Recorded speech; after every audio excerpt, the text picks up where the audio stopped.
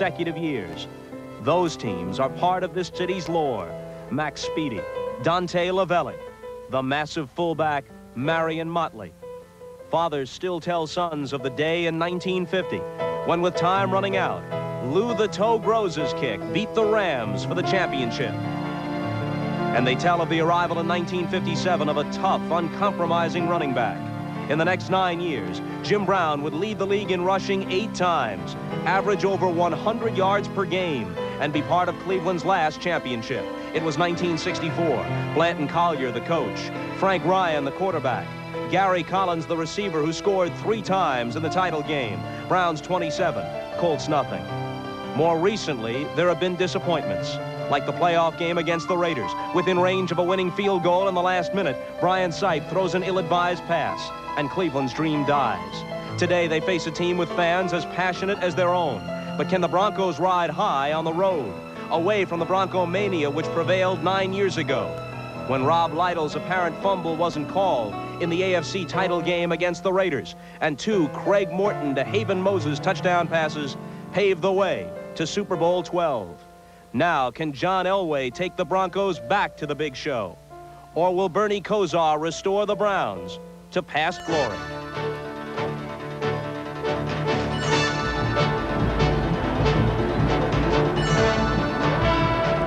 It's a scene that brings back memories. A winter day by the lake in Cleveland and a championship at stake.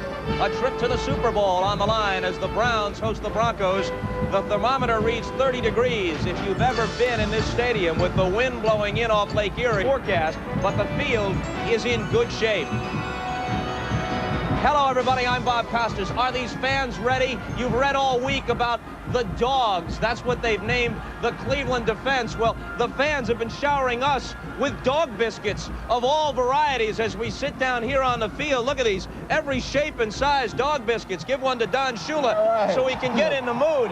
A couple of items here before we go to Ahmad Rashad at the Cleveland locker room. Ernest Biner has been reactivated. Outstanding running back of the Browns, had a big year last year, out since week 7 with an ankle injury. They expect him to play a considerable amount today. Linebacker Eddie Johnson with a knee injury. There had been some doubt about his availability. He will start for the Browns. On the Broncos side, John Elway with the ankle. The Broncos say he's 100%. Dennis Smith, fine veteran strong safety, out last week against the Patriots with an injured knee, will play. Offensive lineman Paul Howard, the 13-year veteran, will not for the Broncos, replaced by 4-year man Mark Cooper. The Broncos have also reinstated tight end Clarence Kay, who's missed the last month after he was suspended following a drug incident. They say he will be used in goal line and short yardage situations, but sparingly otherwise as a receiver. Now let's get reports from the locker rooms, beginning with Ahmad Rashad and the Browns. All right, Bobby, the Cleveland players here have a little bit of extra inspiration going here today. You know, there's a player that they missed, Don Rogers, who died of a cocaine overdose last year.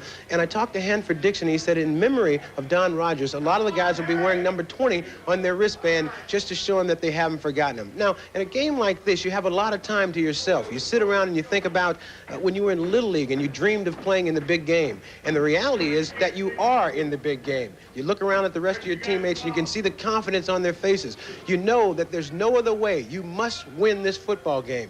Now, the hook to that is there's another locker room halfway around the stadium where the Denver Broncos are dressing. And Paul McGuire will tell you, in that locker room, they're thinking the same thing.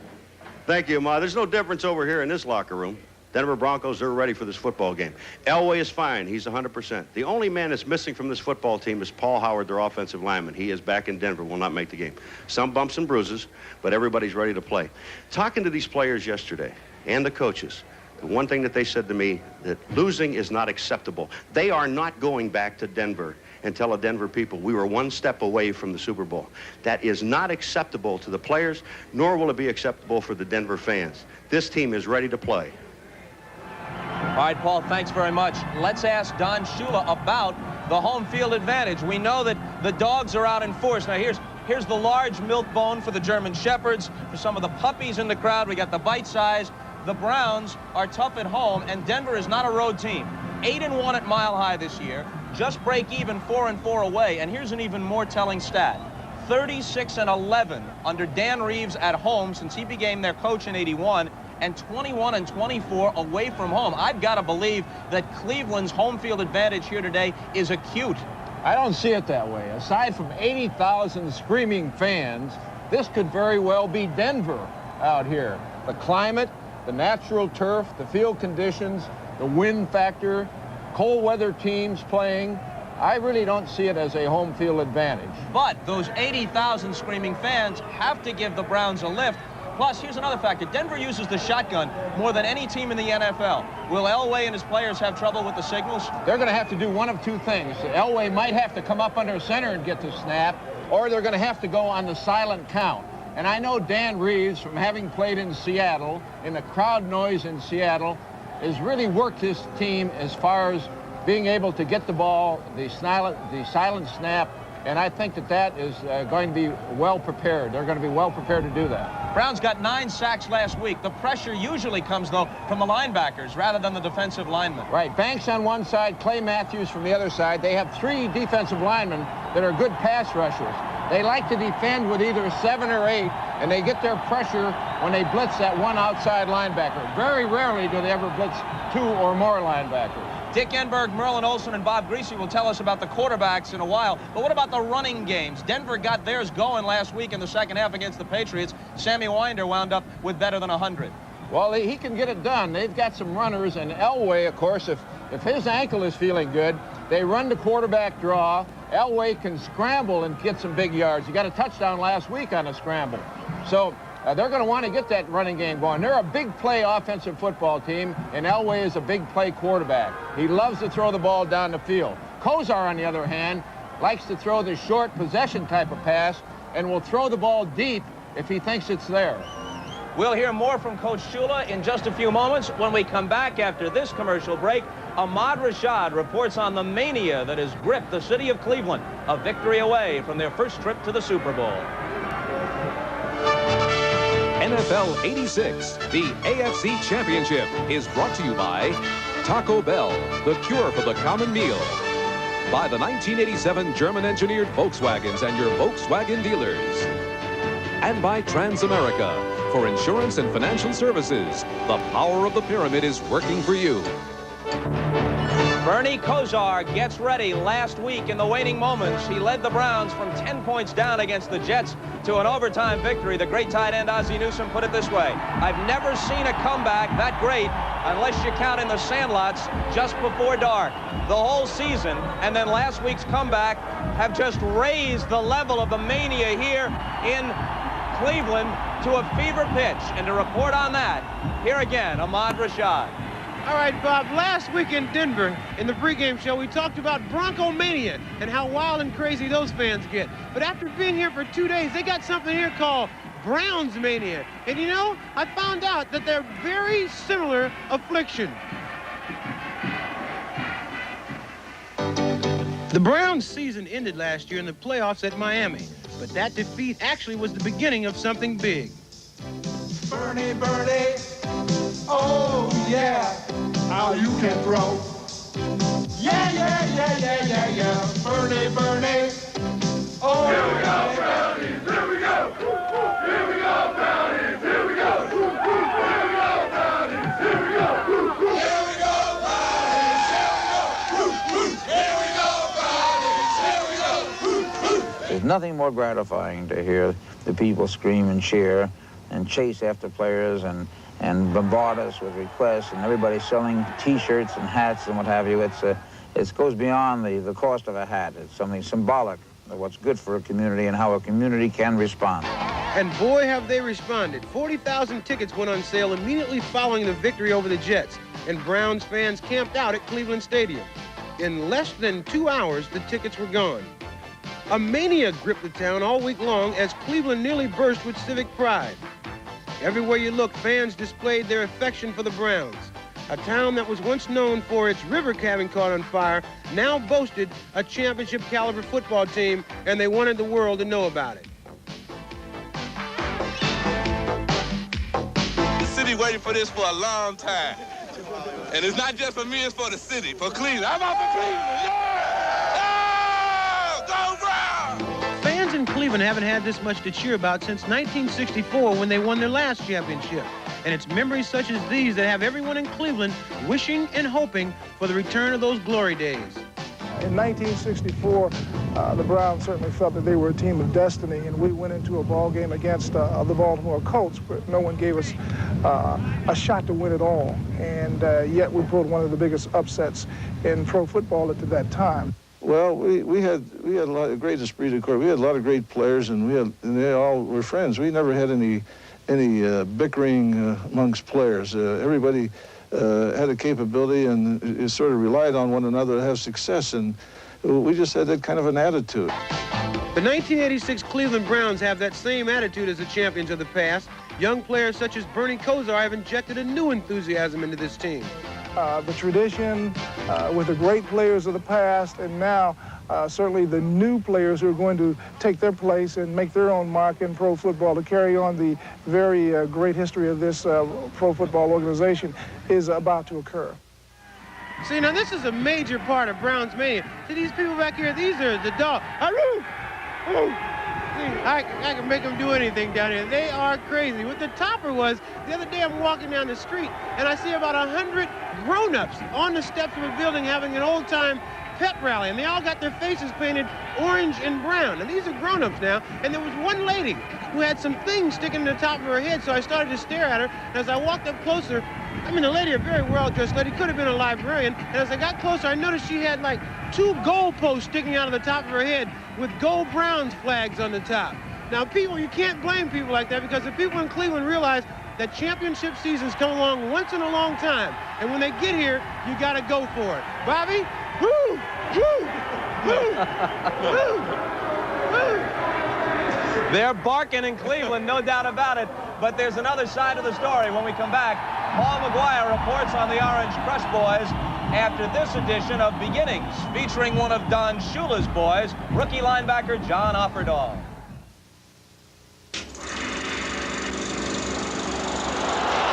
Old Spice presents Beginnings, brought to you by Old Spice Fragrance, the unmistakably masculine scent. Sponsors of the Old Spice NFL Rookie of the Year program. John Offerdahl remembers his beginnings at Fort Atkinson High School in Wisconsin. I was pretty proud of just the way I got to the ball carrier. Always being around the ball carrier, and most of it had to do with the mental part, you know. I was just a quick reactor. I could think and see the play before it really started to develop. There was one game that just stuck in my mind. It was my senior year in high school, and we were playing our rival, Jefferson. I was playing against one of the better quarterbacks in the state. It ended up I had 3 interceptions, and 2 of them were for touchdowns that game. So it was just something that you just dream of, and when it happens, it'll never leave your memory, and you'll always kind of look back and have a big smile on your face. You know, it was a time where you can go with a bunch of guys and have fun and laugh at things, and the type of unionship you get with guys from the old high school. In '83, the John Elway arrived in Denver amid about as much commotion as has ever accompanied a rookie in the NFL. Now he's a win away from taking them to Pasadena. We'll be back. From Paul McGuire's report on the Orange Crush defense and his pick on both today's game here and the Redskins-Giants contest at the Meadowlands. But first, let's check with our game announcers. Dick Enberg. Dick? All right, Robert. When you get to the championship games, you talk about the quarterbacks. That's the headline position, and one of them will go to the Super Bowl, and we'll be reading more than we really want to about that young man, whether it be Kosar or Elway. It was Craig Morton, number 7, who got Denver to their only Super Bowl appearance. And back in the glory days, the 50s and 60s of the Cleveland Browns, it was number 14, the Hall of Famer, Otto Graham. He was the very first player selected in 1946 by Paul Brown when he organized this team. And in their first year in the NFL in 1950, they won the National Football League championship under Graham. We have a man who knows the experience, the Super Bowl experience as a quarterback, in Bob Greasy. And we have a man who made a living for 15 years chasing a quarterback, did so well at it. He's in the Pro Football Hall of Fame. Your feelings about these 2 young men today? Not only great quarterbacks, but I like their leadership. They have the respect of the older players on the team, the veteran players, and they've unified their teams. A lot of NFL teams, you find a split between the offense and defense. Not so in Cleveland and Denver. You hear defenses saying, just get the ball for John, just get the ball for Bernie. They'll take care of business. And they're different kinds of quarterbacks. Well, I'm impressed how they handle the pressure. Both young, Kosar 23 and Elway 26. You also got to like Elway's toughness. Last week, getting the sprained ankle and coming back in the second half and winning. and Bernie Kosar's tremendous poise in leading his team. They were down 10 points and came back to win last week. Two great quarterbacks. One will fulfill that Super Bowl dream. At the end of today, will it be Bernie Kosar or will it be John Elway? Bob? Dick, thanks very much. We're looking at the 14-year veteran linebacker, Tom Jackson. There you saw him high-fiving John Elway. He played in Super Bowl 12 nearly a decade ago. He returns to his hometown of Cleveland with hopes of going back to the NFL's big show one more time. Cleveland kickoff about 10 minutes away. You know, the hallmark of any good Bronco team over the past several years has been that orange crush defense. So it was appropriate that Rulon Jones' sack of Tony Eason late last week wrapped up their win against the Patriots. I don't think anything compares to that particular play as far as one play in one game. But the thing that's really got to be said is that, you know, there were a series of plays before that, great plays, that allowed me to be in that situation. So again, I'm on a team that allowed me that opportunity. And then when I had the opportunity, I was, you know, able to make the play. But it was fun. He's a relentless football player. He plays as hard as he possibly can all the time. He really gets his joy out of playing a game, I think, when you're in a situation, as do most defensive linemen, when they know that the quarterback's got to throw the football, where they can pin their ears back and really come after him, and that's when he's at his best. Because when he traps a quarterback, it's almost like taking gasoline and pouring it on a fire. We just get higher and higher. He came to Denver because the Cleveland Browns changed their minds when they used their first pick in the 1980 draft to select Charles White instead. Jones then became the Broncos' top choice. And the Broncos have been happy ever since because he became a complete player who knows that there's more to the game than just sacks. People put too much emphasis on the sack period. You know, I look at Denver the year before I got to Denver in '79. They had, I think, a total of 19 sacks the whole year, but yet they're the #1 team on keeping people out of their end zone. So as you can see, defense is not necessarily sacking the quarterback. Carl, when you look at Rulon Jones, what does he do for your game? Well, he does everything for my game. He's a very direct player. He goes upfield, makes the offensive line react to what he's doing, and in that instance, I can read what they're doing and react from there. I'm a counter puncher. Rulon is very direct. I find this place, I'm taking it, I'm going to this hole, I'm going to beat you, and they all react to him, and then I have a good time. It's great times for the Broncos as long as they continue to win.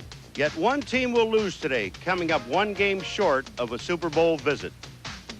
I don't think I'm prepared to go back to Denver and say we made it within one step of the Super Bowl.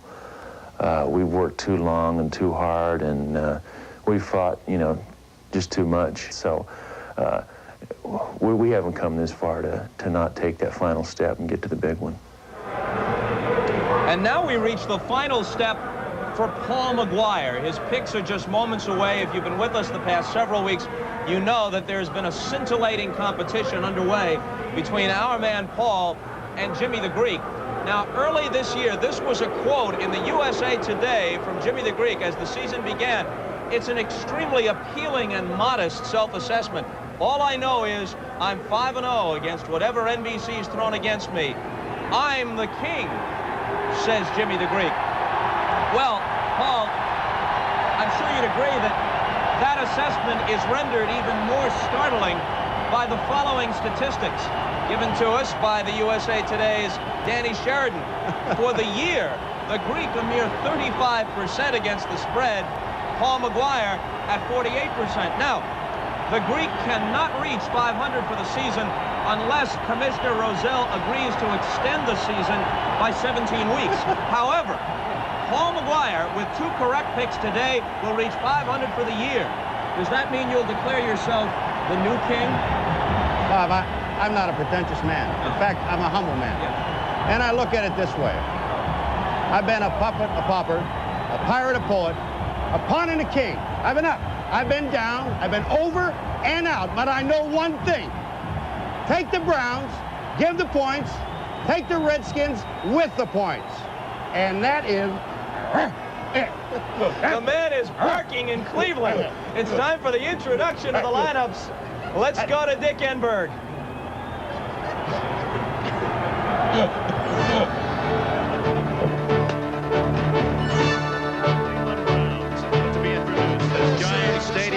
Ready to roar once again. So very hungry. How these fans have craved for a champion. You've got to go back to '64 when they won the NFL title, and back to 1954 for the Cleveland Indians. And Hanford Dixon, he's been the ringleader. He's the one who first came up with a dog theme.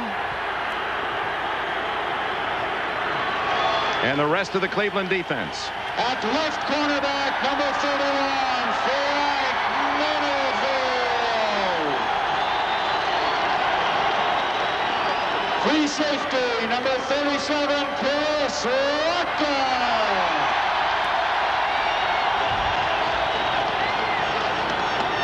At strong safety, number 24,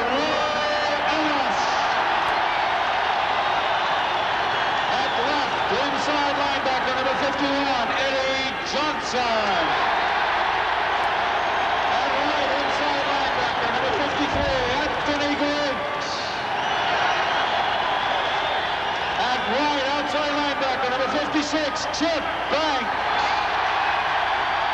At outside linebacker, number 57, Clay Matthews.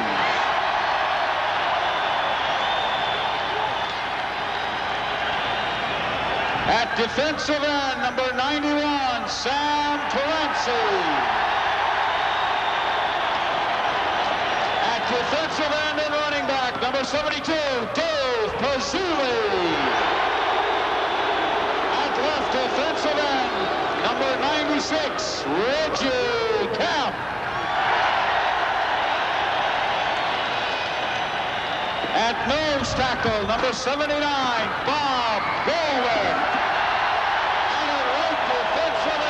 Defensive captain, number 78, Carl Hurston.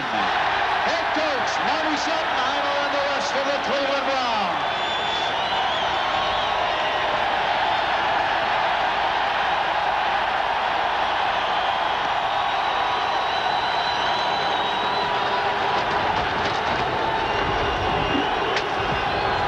And so we're moments away, the Cleveland Browns and the Denver Broncos for the AFC Championship. Bob? All right, Dick. Who needs domes? Who needs artificial turf? It's cold. It's dark. It feels like a football game. And it's for the championship of the AFC. We'll see you at halftime. The kickoff is next. The National Broadcasting Company presents the National Football League.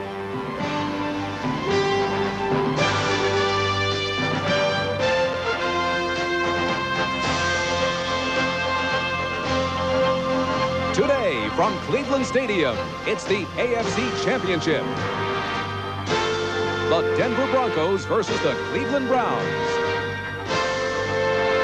By Bud Light. Everything else is just a light. By Mazda Cars and Trucks. The more you look, the more you like Mazda value. And by Merrill Lynch. Your world should know no boundaries. She's 56 years old now, the giant horseshoe lady on the banks of wind-blown Lake Erie. Cleveland Stadium, the longtime home of the Cleveland Browns. A capacity, 80,000 fans. Fans today who have been described as desperately hungry for a winner. It's been a full generation of time since the Browns won their last NFL title in 1964. In fact, that win does represent the last major championship that these Cleveland fans have cheered in any sport. And they believe they're on their way to Pasadena. Hello, everyone. Dick Enberg with Merlin Olsen. Welcome to our AFC Championship game. We talked about the quarterbacks earlier, and I could just feel your courses, your blood coursing through your veins. Your juices were flowing. Dick, I may have to body slam Greasy a little later to get in the mood of things. And, of course, the defenses love to intimidate young quarterbacks. These two young quarterbacks are not intimidated. how are they alike? And I guess they're really different, aren't they? Well, the contrasts are there, and you look at them, their strengths are different. One, you can see the strength, the other one you can't. In Elway, it's his strong arm, his quick feet, his quick release, and of course his mobility. Now the other one is hidden. Kozar, his strength is his intelligence, his leadership, and he's a fierce competitor. Different styles, but they both are winners. And of course, you'll be examining both their play today and give us further insights. On the defensive side, that's where you'll be looking. How will they defend these two quarterbacks? Dick, the contrasts are just as obvious on defense. It's strength against strength. Elway is matched up against a very physical Cleveland defense. They line up, play you man-to-man, bump and run, and they're not going to try and fool you. What you see is what you get there. Kosar, on the other hand, is against Denver's very sophisticated, and I think the most sophisticated defense in the NFL. Always moving, slanting, stunning, changing their defenses. Kosar will have to use his brain to beat that defense. So that's a nice, easy way to look at this game. You've got a cerebral quarterback in Kosar against a very thoughtful defense, and you've got a powerful physical quarterback against a physical defensive team in Elway matched against the Cleveland defense. And the Cleveland Browns will get the ball first. They won the toss and elected to take the ball. Under these weather conditions and wind, some thought that whoever would win the toss would elect to take the defensive side of the ball and hope that the other team had to kick first. The Browns in white, the Broncos in their orange. Rich Carlos, barefooted kicker for Denver. And deep to return is the cube, 142-pound Gerald McNeil, number 89.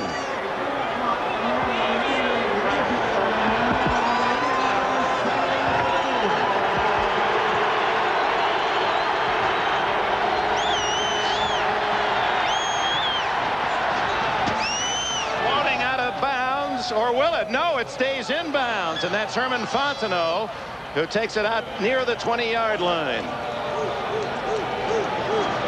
Bernie Kosar, just 23 years old. He has Ernest Biner just activated yesterday. Kevin Mack as his running backs. Reggie Langhorne, Webster Slaughter, a couple of youngsters are the wideouts, and the veteran Ozzie Newsome, the all-time pass catcher. Cleveland history at tight end.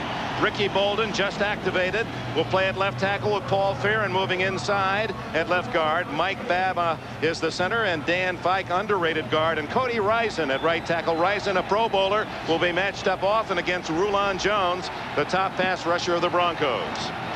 First down from just inside the 20. And it's Kevin Mack. Lewis Wright coming up from the corner to make the tackle for Denver's Orange Crush defense. And here are the Broncos defensively. Rulon Jones on his way to the Pro Bowl, the leading sack man for Denver again this year with 13.5 a record. Greg Cragen and Andre Townsend on the front three. Jim Ryan, Carl Mecklenburg, another Pro Bowler. Ricky Hunley, leading tackler, and Tom Jackson, the veteran, are the linebackers. Wright and Harden at the corners. Dennis Smith and Steve Foley, the Denver safeties. Kosar now in a pass situation, 2nd and 9. Brian Brennan in motion, but he stays on the ground to Kevin Mack, and Lewis Wright is there again for Denver. Short yardage.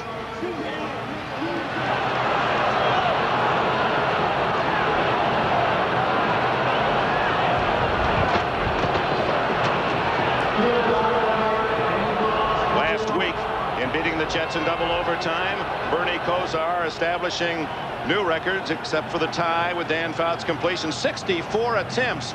Merlin, I don't think Bob Greasy threw that many in all of his playoff career. He wanted, that's a season for Greasy. 3rd and 8. Kosar's first pass. Almost intercepted. Oh, my. Number 48, Randy Robbins, had a hand on it for Denver. It was intended for Clarence Weathers, and Robbins close to 6. You get a feeling for the kind of pressure they would like to put on inside. And look what that pressure did to Kosar. He tries to get the quick flick right there into Weathers, but that very close to a touchdown for Denver. There was nobody between Robbins and the goal line. Gerald Wilhite back for Denver as Jeff Gossett, never had a punt blocked, will deliver from around his own 10-yard line. Bad kick. We may see a lot of those today in the wind and weather. And it'll roll dead around the 42-yard line of the Denver Broncos. So Cleveland 3 downs and a punt. And here comes John Elway and the Denver Broncos after that 37-yard punt. Sammy Winder, their leading rusher. Gerald Wilhite is their leading receiver. Vance Johnson, he caught the big pass last week to beat New England. And Steve Watson, the veteran, are the wide receivers. Joey Hackett at tight end. The offensive line, and that's nicked and bruised. Dave Studdard, remember he left the game against the Patriots last week. Keith Bishop, Billy Bryant, Mark Cooper for the injured Paul Howard, knee surgery after the Patriot game, and Ken Lanier. Elway comes out throwing. Incomplete to Orson Mobley. Mobley in a double tight end set. Eddie Johnson, some thought he might not play today. Johnson said there's no way you're going to keep me out of this game after he was nicked in last week's win against the Jets. Mobley has become a big target for the Broncos. They try to go to the short passing game today against these Browns who cover so closely, and that ball is going to be hard to catch. It's hard and it's cold.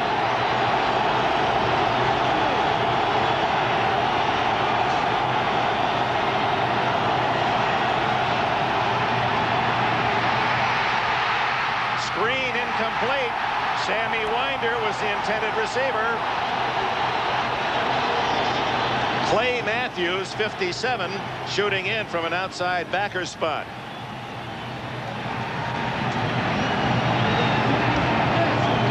And we've got a penalty, the first of the game against Denver. Chuck Heberling and his all-star officiating cast honored themselves by the assignment for this AFC Championship game.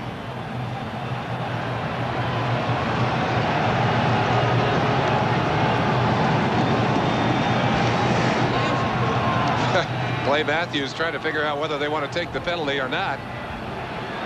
Dick, one of the things that we can look for today, the difference in these two quarterbacks. Elway throws a very high velocity pass and traditionally wants to gun the ball.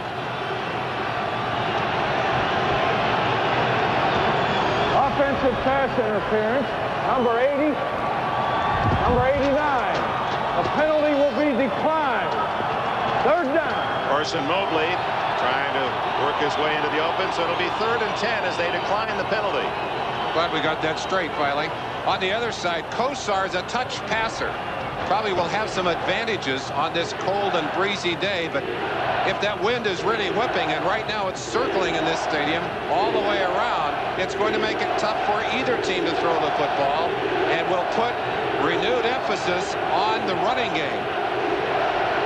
Still some confusion. They've not moved the yard markers. It shows 2nd and 20, and I believe the Browns are saying, no, we wanted the penalty.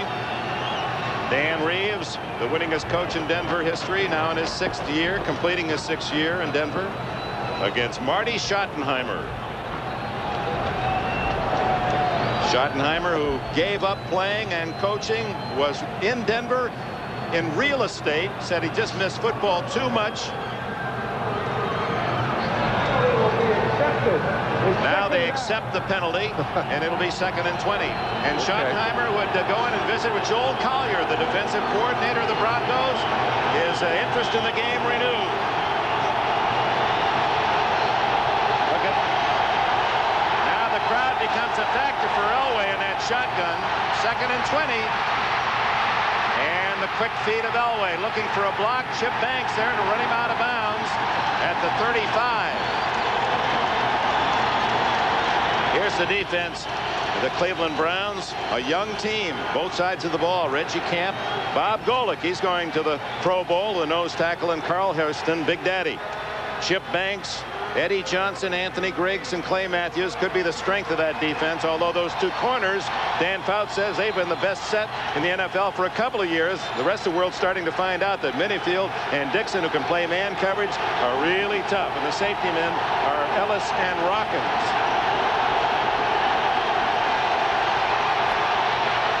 Underneath to Wilhite, and Wilhite diving out of bounds near the 50. He'll be short of the first down by a couple. 16 yards on the play.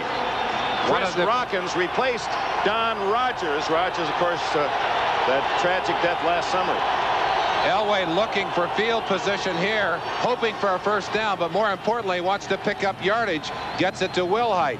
And just one more comment on Elway. We worried about his mobility. Looked like a minute ago when he scrambled to the sideline that ankle is not really going to bother him that much today. Snowing harder now than any time today. Mike Horan, who kicked magnificently last week against New England, and Gerald McNeil is at the 10. I'm not sure how many times McNeil has had to field a left-footed punt. There's a different action on the ball, and now with the win, Horan. See the wind just blow that one to the far side of the field, and they'll mark it at the 14-yard line in the snow in Cleveland. Long way from Pasadena, but one team is a game away. Cleveland Browns and Denver Broncos for the AFC Championship, and Bernie Kosar and the Browns have the ball for the second time. They'll start at the Cleveland 14. 1 year old when the Browns won in '64. You know, in the year 2000, he'll only be 36. Jim Plunkett's 3 years older than that. We saw Kosar against Chicago, the world champions, early in the season. It was kind of his test by fire. He said then the thing that worried him most was making the big mistake. So much more confident today, and that gives him a lot of freedom. He can be more aggressive.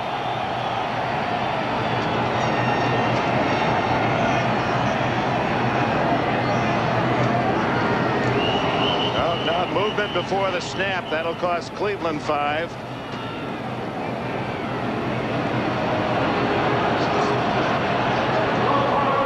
Tackle, 5 yards. Cody Rison a little too quick.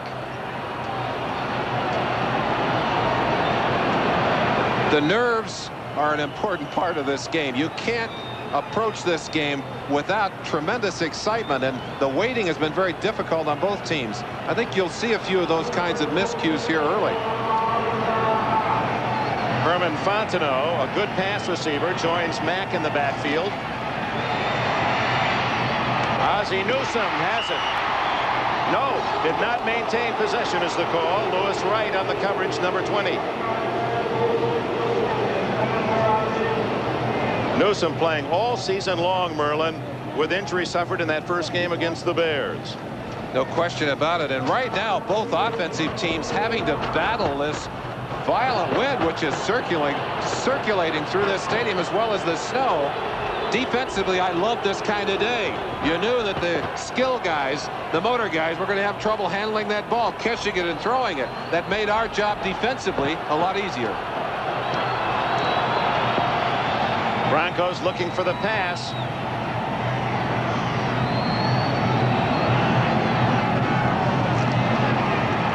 From his goal line. And Kosar, self-advertised as not being a ballet dancer, but quick enough feet to elude that pressure in the pocket from Freddie Gilbert. You talk to the Browns about protecting Kosar, and they talk about a secure pocket. You see them setting short, trying to force everything to the outside. Cody Rison, number 63, working on Mecklenburg, doing a good job there. But they want to keep that secure pocket for Kosar to work out of. On the scramble, Kosar picked up about 3.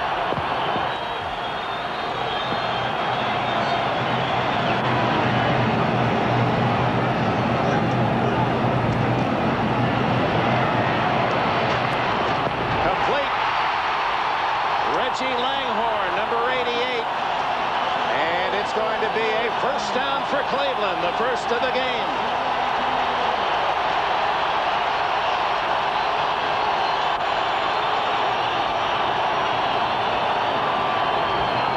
We mentioned the head game that's going on between the offense of the Browns and the defense of the Broncos.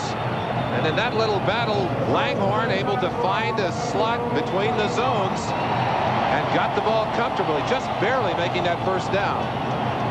Langhorne from Elizabeth City State. Also sent John Walton and Jethro Pugh, that school, to the NFL. First down on a 13-yard play. Play action. And another Cleveland first down. This time it's Fontenot.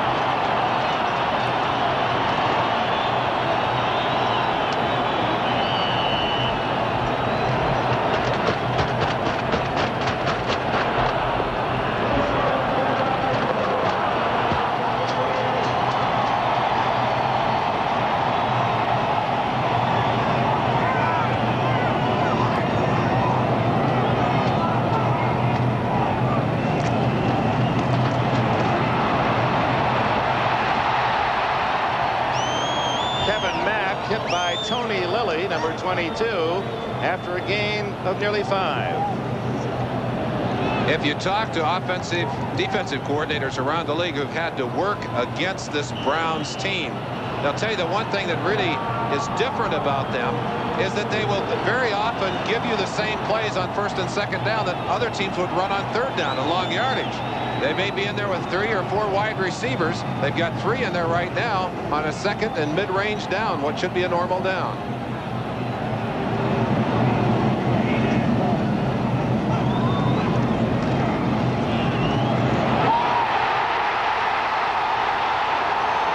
Kevin Mack finally corralled at the Denver 42.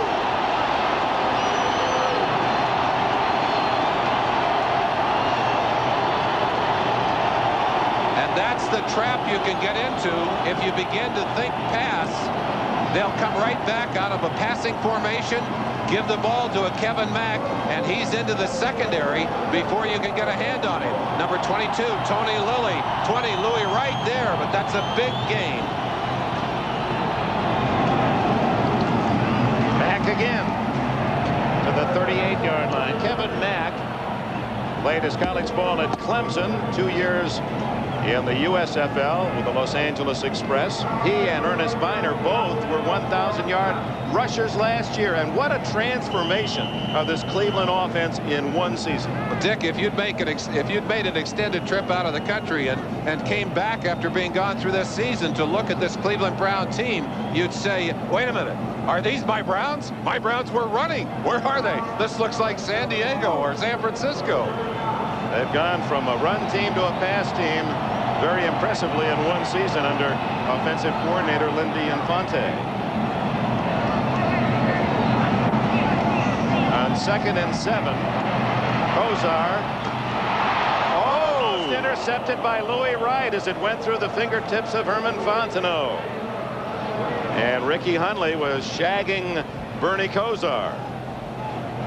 The little fake into the line and then breaking outside. Fontenot comes out of the backfield, but he's a wide receiver basically. The ball right through his hands, and I think it may have bounced before it got to Louis Wright.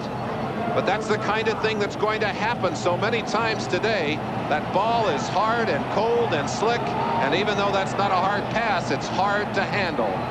3rd and 7. 4 wide receivers. Wide open, Fontenot.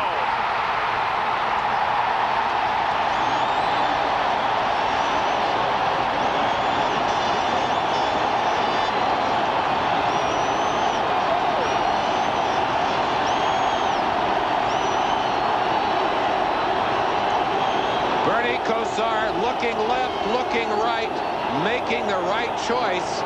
A play designed to get right up the middle. They did a beautiful job with it. 24 yards on this play. And that is the strength of Kozar reading the defense, although he's just a baby by NFL terms, and coming up with the right choice. A 24-yard gain. First down near the Denver 15.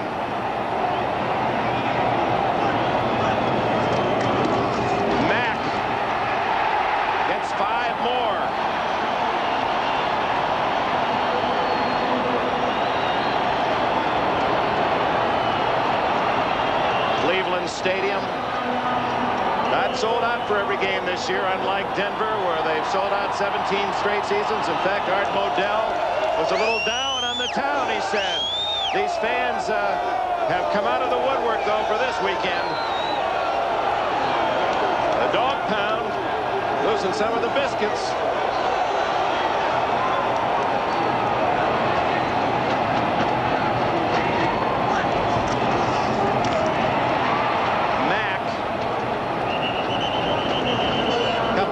Shy of a first down. Rulon Jones, 75 in the thick of things.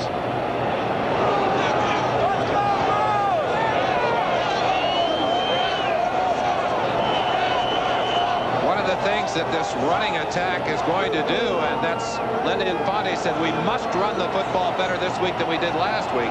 If they can do that, that takes a lot of pressure off of Bernie Kosar. Makes it much more difficult for Denver to attack him as a quarterback.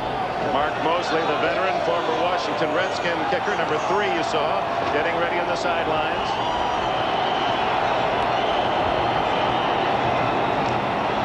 Brian Brennan is short of the first down, and a flag is down. And Tony Lilly is the man arguing with the official. This Cleveland offense uses a lot of patterns that, if they're not pick patterns, would look like pick patterns. And I'm sure that that's what Lilly was screaming about.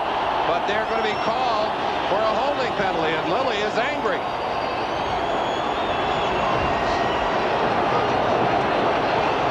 Holding. Defense, number 20. Half the distance to the goal. First down. It's first and goal at the 4-yard line.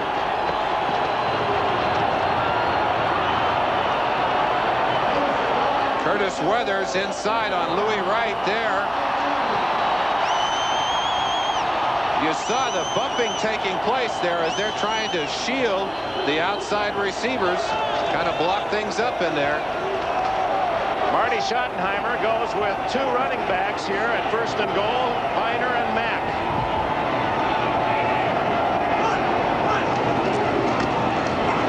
Wide open, Ozzie Newsome. And that particular play and that particular corner of the field has to bring back terrible memories for Cleveland fans. The mistake by the lake 5 years ago was in that same spot in the end zone. Harry Holt, not Newsome, the other tight end, was the man who almost had the score. Harry Holt is usually in there as a blocker. Maybe you can tell why as he dropped that ball. And this Denver defense, a trademark of theirs over the years, has been their ability to hold people out of the end zone, to make the goal line stand. Let's see how they do with their feet almost in the end zone here. Kevin Mack fumbles.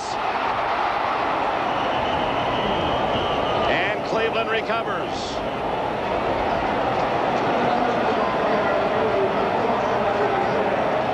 Travis Tucker, 87, apparently was the man who picked up the loose ball. It'll be a 2-yard loss. Looked like he had the football comfortably, and when he was trying to put it away, no, there's a shoulder right there. Louis Wright, number 20, putting the shoulder in, and 5 Broncos there. None of them got the ball, unfortunately, or they could have had the turnover and taken it back the opposite direction. 3rd and goal. 3 wide receivers to the left, 1 to the right.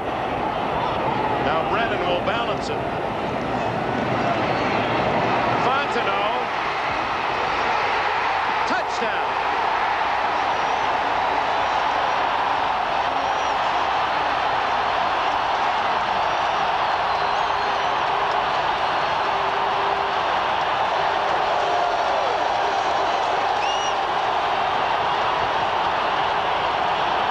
Fontenot, who caught only 1 touchdown pass all year, although he was the number 2 receiver for Kosar with 47 catches, gives the Browns the first score as he beat Tony Lilly one-on-one.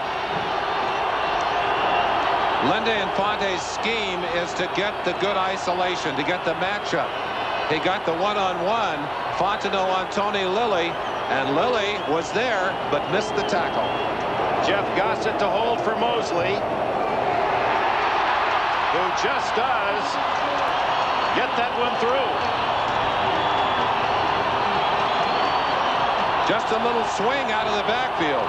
Again, Fontenot is there as a receiver. Now watch Lilly. He comes up and gets good position, but he misses the tackle. We'll ask Bob Greasy to analyze that when we return. Very impressive Cleveland drive. 86 yards and 14 plays engineered by Kozar.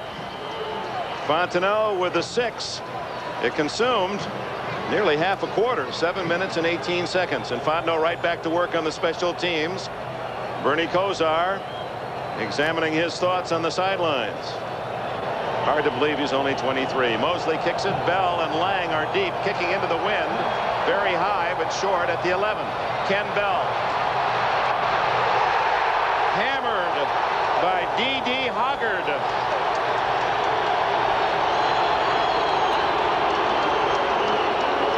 Dick, let's go back and take a look at the touchdown. Both wide receivers, this one in motion, is going to come to the inside. Fontenot is here. He's going to go in motion and is the outlet.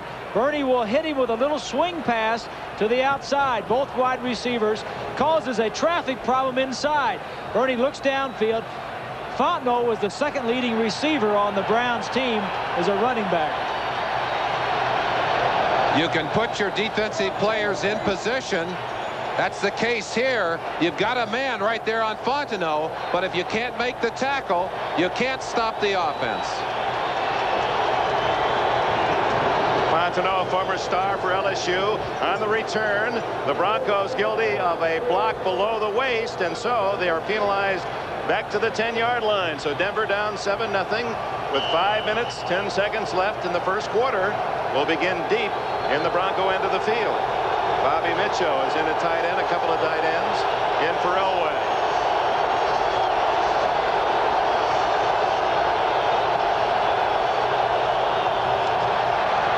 Sammy Winder gets a good block and picks up nearly 5. And for Dixon, Anthony Griggs in on the tackle. The strength of this defense really on the outside. Those great corners who come up and bump you so aggressively, and 2 outstanding outside linebackers in Banks and Matthews, both who are very, very physical. They both are smart players. It's difficult to get them out of position.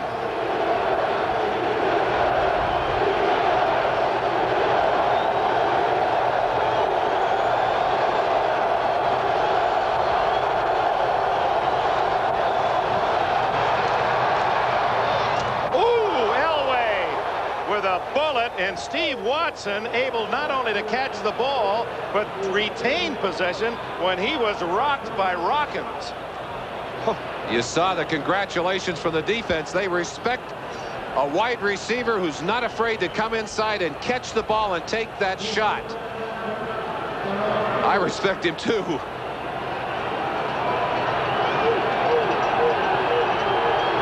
Watson, by the way, one of the receivers not wearing gloves today. You see his hands in the pouch on the sideline.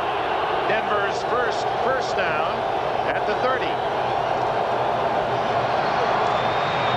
Winder, who ran for over 100 yards in the New England win last Sunday in Denver, picks up nearly 6 before Eddie Johnson can make the stop.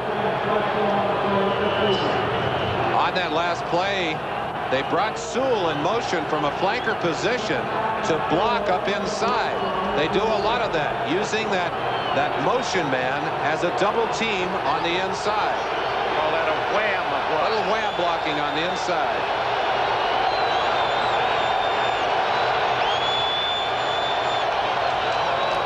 They did it again. Winder, however, picks only a couple this time, short of the first down. A reminder that later in our game, we'll be selecting the Budweiser Most Valuable Player.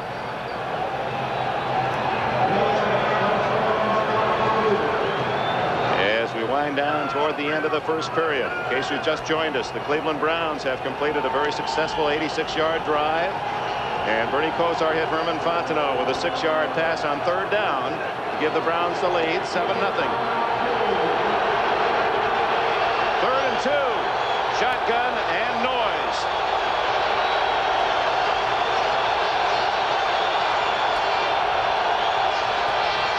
Flag down.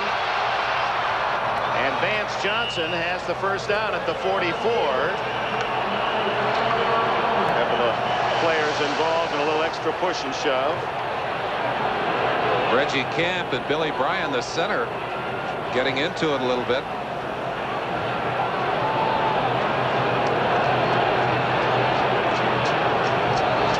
Here's Bryan, 64 from Duke. The legal procedure will cost the Broncos the first down. And the noise could have been a factor. Reeves is angry. Don Shula talked about the silent count. Elway is using a silent count out of the shotgun. He will point to the man he wants to come in motion and then lift his foot to set the timing and action for the center. And there is no count. The center snaps the ball on a predetermined delay. Undoubtedly with third and long, 3rd and 8, he'll go into a shotgun again. We'll be able to see that. Again, watch Elway. If he wants the man in motion, he points to the man in motion to start him and then lifts his right foot to set the sequence for the center going. There's the motion. And then the ball. In trouble, he throws it away. Oh, he was being pressured by Reggie Camp and Sam Clancy, and the Browns will get the ball.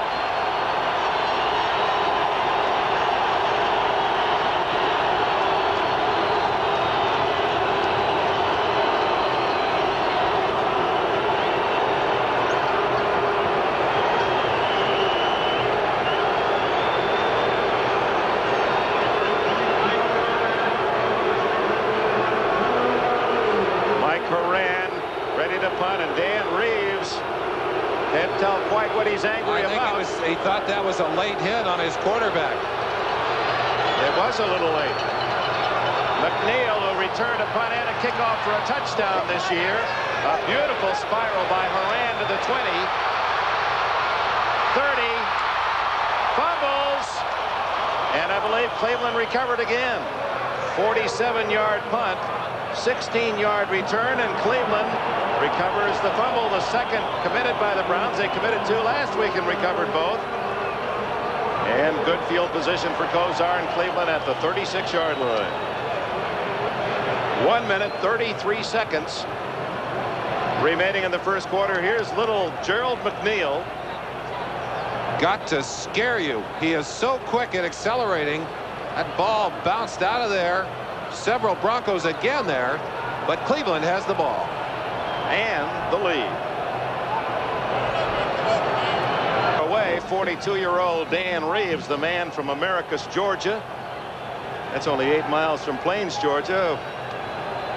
Former President Jimmy Carter's home base, and he did a little politicking himself with Chuck Heberling. Made his point. Very intense on the sideline. And Kevin Mack looking for a little running room and gets to the 39. 2nd and 7. Running behind the block of Ernest Biner. Rulon Jones and Tom Jackson made the tackle. Tom Jackson, number 57 for Denver. The oldest linebacker in the NFL. Just a couple of days older than Brad Van Pelt of Cleveland. But Jackson a player, and some are speculating whether this will be his last game or last season. It's a homecoming for him. Got 35 tickets, but Rich Carlos got 50. So he's not the champ.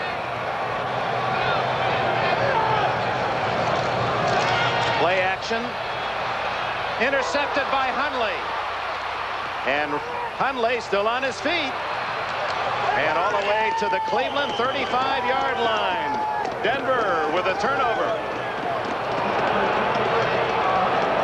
At a time when things were beginning to feel very comfortable for the Cleveland Browns, Bernie Kosar makes an uncharacteristic mistake. He was intercepted twice last week and said he didn't want to lose that game thinking about those interceptions. Well, right now, Ricky Hundley goes up in front of Slaughter to pull that ball down and give the Broncos a chance to get themselves back on track. And it was the pressure from Rulon Jones that forced the hurried throw by Kozar. Wilhite hit in the backfield by Chip Banks.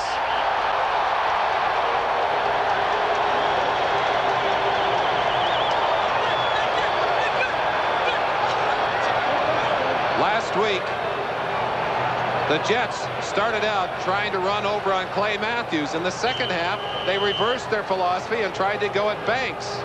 You can see right here that Banks is not an easy man to run the football on. They call him Rock Dog. He got a body that looks like it was chiseled out of granite. Ricky Hundley, who had only one interception all season. This will be the final play of the first quarter. Screen to Winder. He just can't get away from Banks. Back to back, Chip Banks. The end of the first quarter at Cleveland Stadium for the AFC Championship. And the hometown Browns celebrate a 7-0 lead.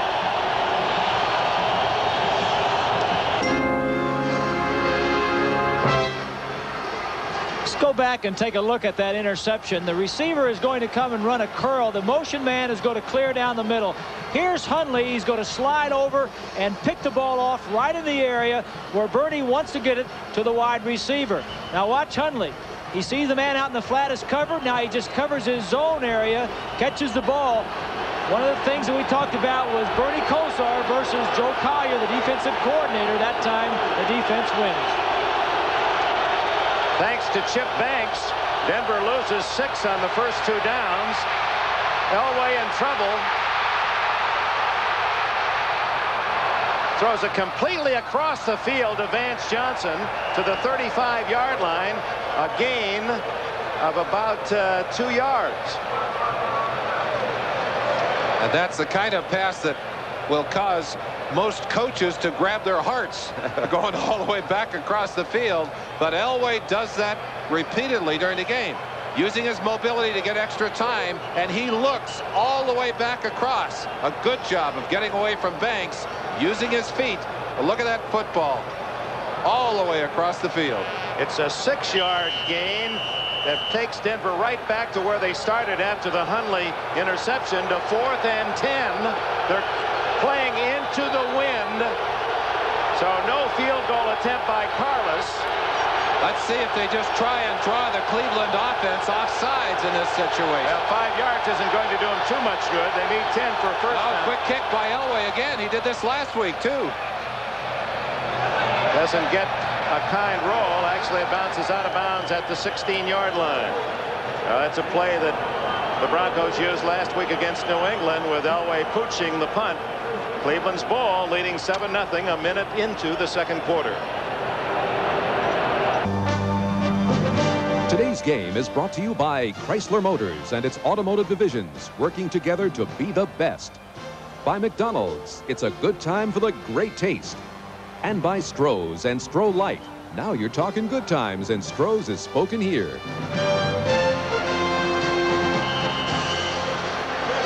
Cleveland Browns with a 7-0 lead and surviving the interception and return to the Brown 35-yard line by Hundley.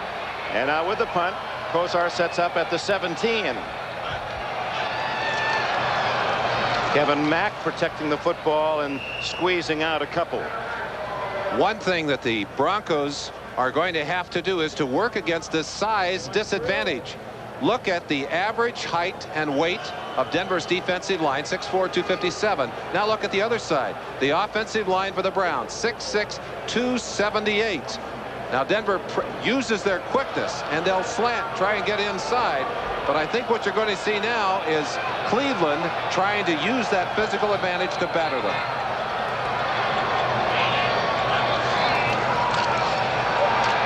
Kosar looking left and then throwing to Brennan. And the little receiver from Boston College, knocked out of bounds by Louis Wright, has a first down.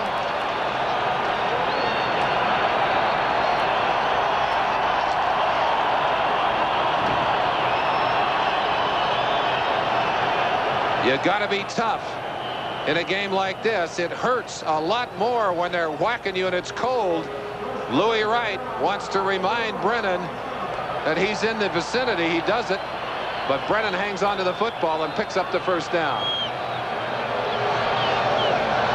Look at Kosar, almost a side saddle approach under center. Intercepted by Jim Ryan. And Ryan might go all the way. out of bounds. Cody Rison inside the 10-yard line. Kozar, his receivers covered. He didn't want to throw it and tried to force it in. Uncharacteristic of Kozar. The one thing that he has done during this season is to make good choices. But a great play by Ryan, who twisted his body around from an awkward position to take it away from 82 Ozzie Newsome. Watch 63, Cody Rison. There's the pressure that forced the errant pass right at the end. That's Greg Cragen, number 71, from his nose tackle position. First and goal at the 9. Winder for 3. Let's go back to Kozar's interceptions.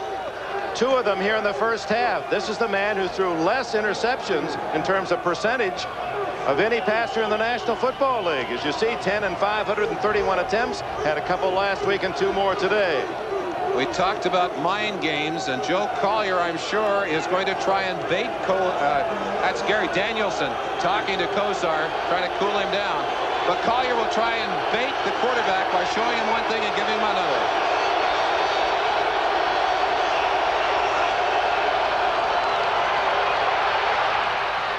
Gerald Wilhite out of bounds at the 2. 3rd and goal.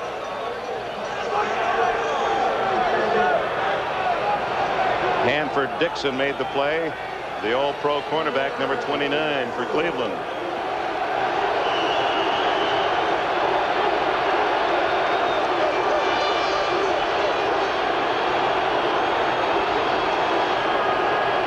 Ball is just inside the 2-yard line. Elway calling a timeout. Either confused or did not like what he could see out there. A timeout with 12 minutes and 17 seconds left in the first half. Kozar's second interception. Here's Jones and Cragen over here. Now, as you'll see at the top of your screen, right here is Ryan. He's going to drop back as Bernie looks downfield and then comes back off. Stutters, starts to throw it, stops. Ryan sees it and makes the interception. Good coverage downfield and a little confusion on the part of Kozar. Ryan, by the way, a man who did not intercept a pass all year, but certainly made an athletic play to pick that one off. There's no confusion here. Denver has a 3rd down and 2. Let's see if they can get it into the end zone. Steve Sewell can't get in. Ray Ellis, 24. That dog pound on there, bad to the bone indeed. The defense of the Browns stopping Denver twice after interceptions, and now the Broncos will go for the field goal. A very big play for the Browns defense as they were able to match up physically on the outside. A run out of a passing formation did not yield the touchdown. Carlos now will look for 3. Extra point range, 19-yard field goal.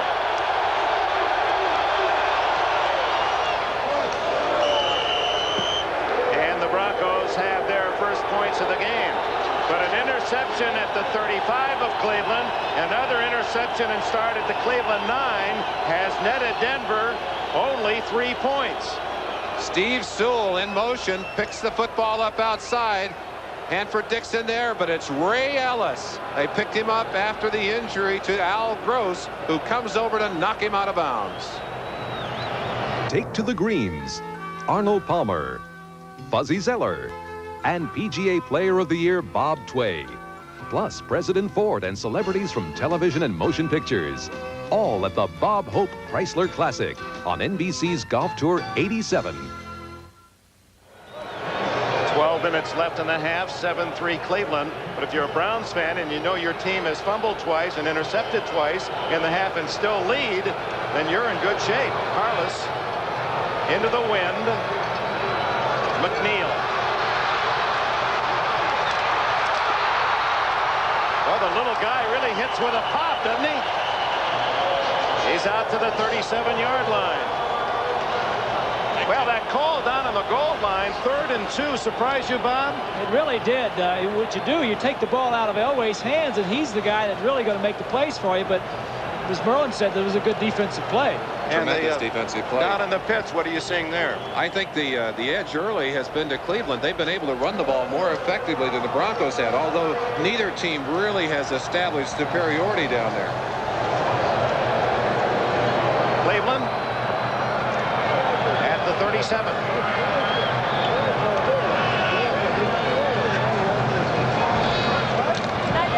Kevin Mack. The bubble. I think Denver has recovered at the 37. Did they blow a whistle? Ken Woodard, 52, just in case, is going to go into the end zone. They're going to ask if there's a whistle, and I think there was a whistle. Was there a whistle?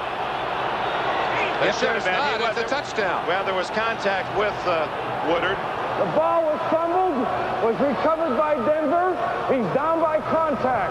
Denver's ball, 1st and 10. So another turnover for the Broncos.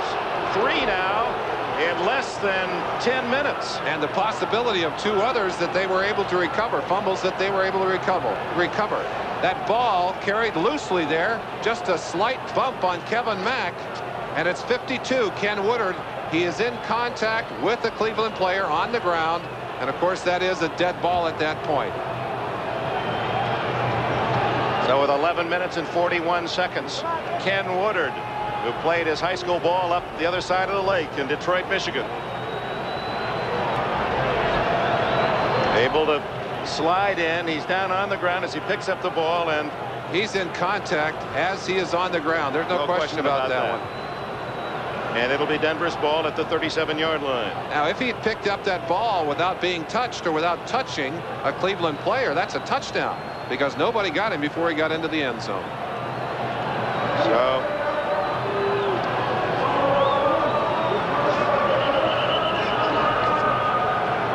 instant replay confirming the call.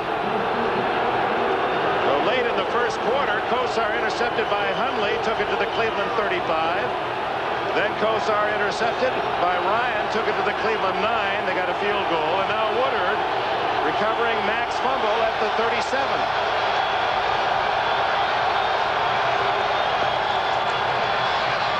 Fake reverse. Elway on that bad ankle. Elway all the way to the 4-yard line. And had he been 100%, that had been a touchdown. All the coverage was deep and away from the left side of the field. And there's the mobility of Elway paying off for Denver, 33 yards. I asked Marty Schottenheimer what concerned him most about this game. He said the fact that Elway can take a nothing play and turn it into a big play. So Gerald Wilhite, coached by Elway on the run, throw a block, and Elway really struggling with that ankle, ducking out of bounds at the 4. He has it heavily taped, Dick, and that might be one of the problems. Taped on the outside of the shoe as well as on the ankle itself.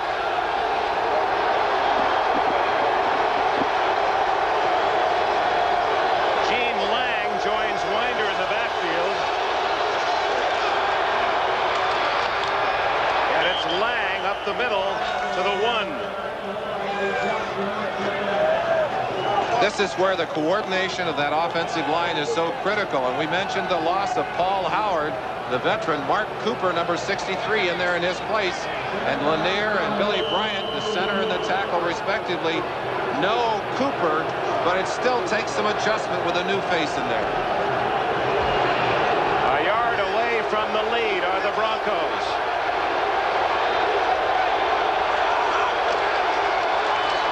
Winder over the top. Did not get in. Dick, I'll say it again. The Broncos have yet to be able to establish the fact that they can run the football. Cleveland has done it earlier in the game. Their mistakes have been their problem, but the Broncos have yet to establish the running game. All right, let's guess now with Dan Reeves, both of you gentlemen. On 3rd and 2, he sent Sewell on a sweep. Didn't work. He's got 3rd and goal at the 1.5. What happens now?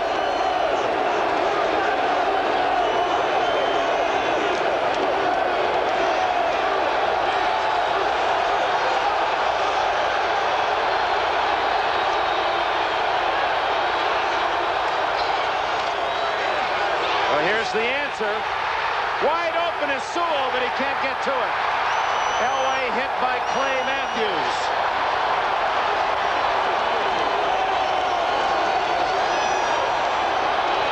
Dick, if John Elway is healthy, that's a touchdown.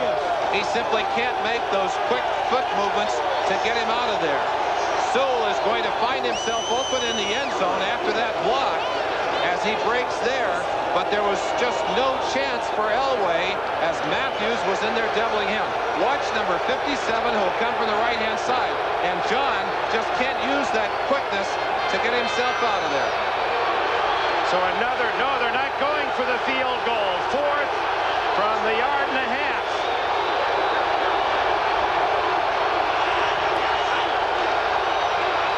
Gerald Wilhite, touchdown.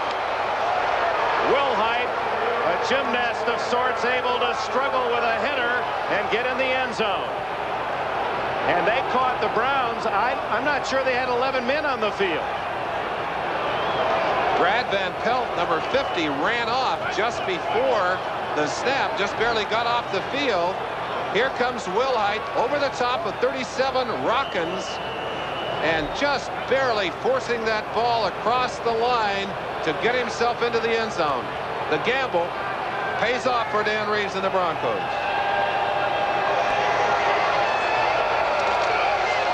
Rich Carlos adds the extra point. With 10.5 minutes left in the first half, the Broncos taking advantage of Cleveland miscues, and a tough fourth and goal at the 1 take the lead. Let's see how many men were on the field in that touchdown play.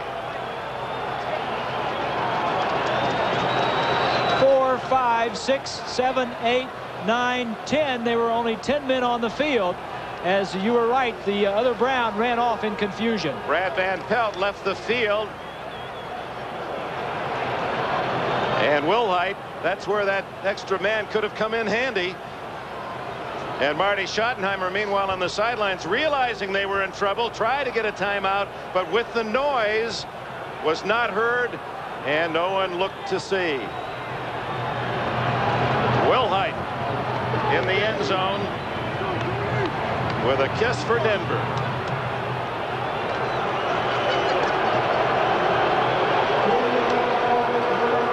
For the first time, it's the Broncos who lead, and Carlos will kick it off to McNeil.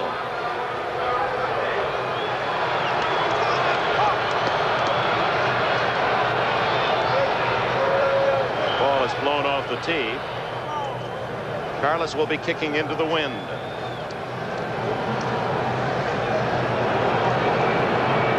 Denver unable to convert that first interception, but a field goal and a 4th and 1 touchdown against the 10-man defense has given the Broncos the lead. That's almost a spiral kickoff. McNeil. Good return across the 30-yard line.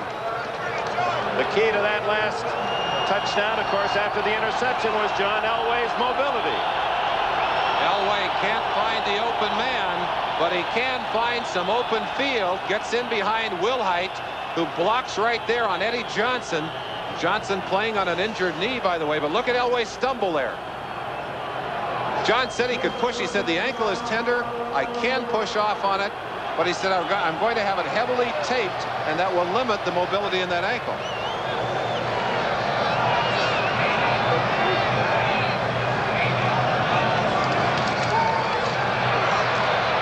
Kevin Mack. He rumbles for a first down. Hundley finally got him to the ground, and there's an injured Bronco on the play. Getting up slowly, it appears to be Jim Ryan, the man who had the interception that set up the go-ahead touchdown. He's just groggy, I think. Looks like he's had his bell rung out there.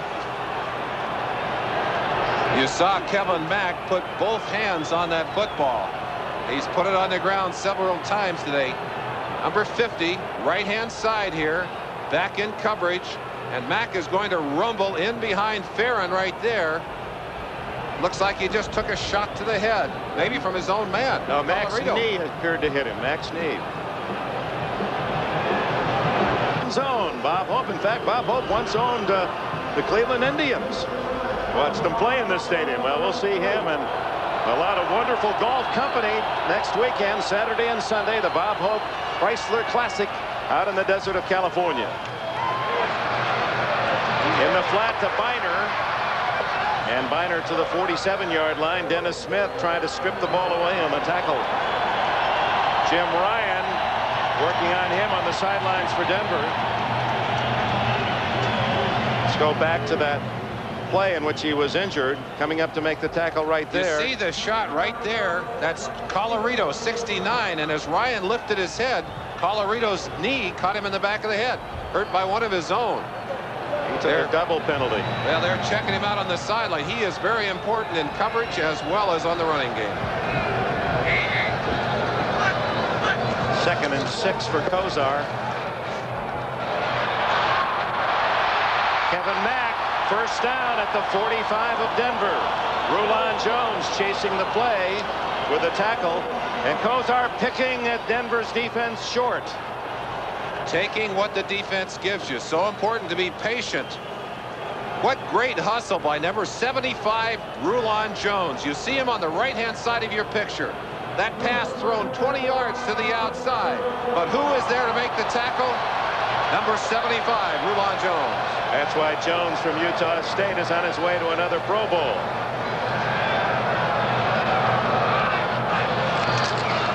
Mack again.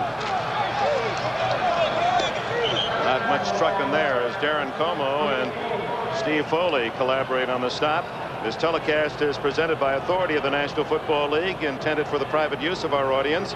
Any rebroadcast or other use of this telecast without the express written consent of the Cleveland Browns and the National Football League is prohibited.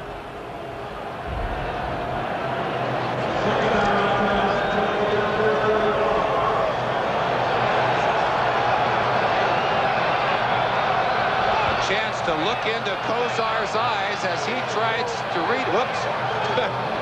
We got a back in the way.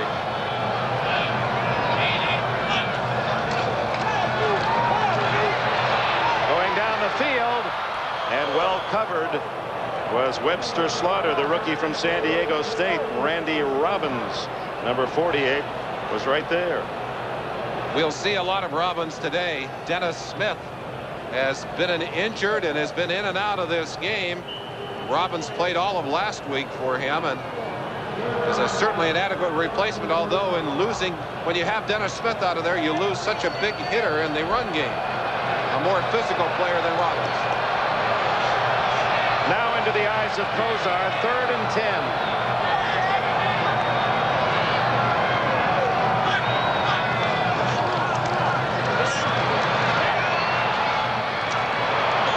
Incomplete. Again, looking for Slaughter at the 27.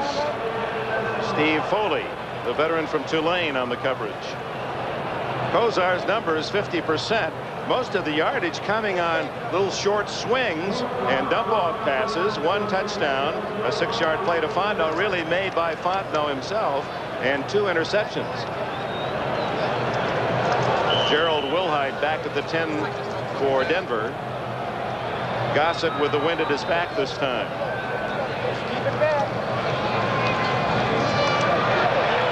Fair catch at the 11-yard line. We hope you'll join us a week from today for NBC Sports World. It's one of the top offerings of the year. A nice way to start January on NBC, one of our favorites. The top figure skaters, men and women from around the world, including, what a match in the men's competition, Robin Cousins against Scott Hamilton.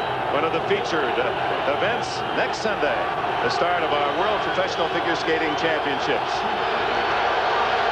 And next Sunday as well, we'll be in Chapel Hill as North Carolina hosts North Carolina State in basketball.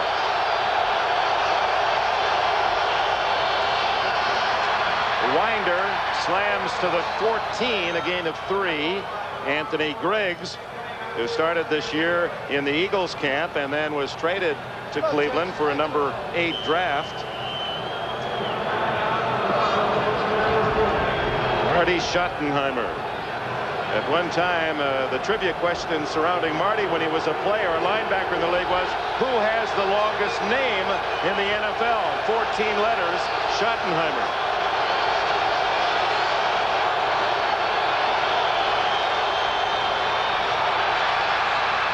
Winder picking his way out across the 20, and he's going to be very close to a first down. In fact, one wagon commenting about Schottenheimer said, just think if he had founded this team, we'd be watching the Denver Broncos and the Cleveland Schottenheimers today instead of the Browns. I know Paul Brown is watching, and we send along that great leader of football players our best. One of the largest tight ends in the league, number 89, Orson Mobley, is going to come inside and lead that play, working on 53, Anthony Griggs, to help make some room, again using that man in motion as an extra blocker up into the line. Third and less than a yard.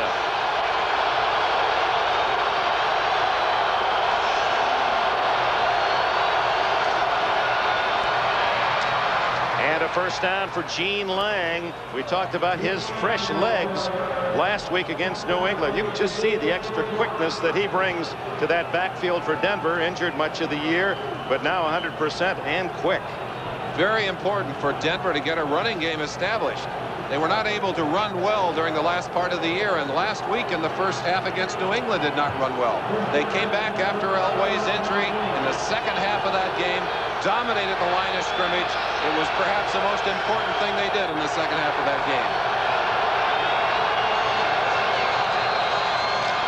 They stay on the ground to Winder. And Winder breaking a tackle from Matthews, finally pushed out of bounds by Eddie Johnson.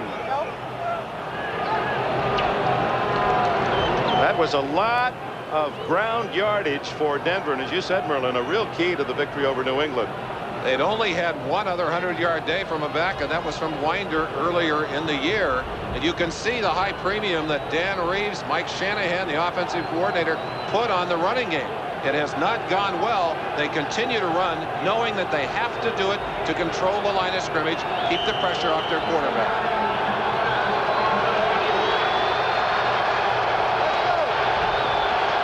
Gain of about a half yard on that last play. So it's second and almost a full 10.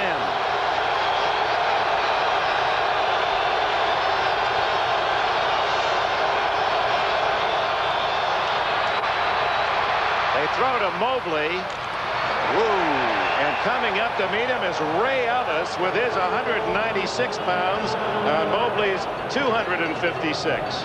You saw where he went. He didn't go up high. He went down for the legs, and you can't blame him. That's like trying to hit a truck out on the freeway.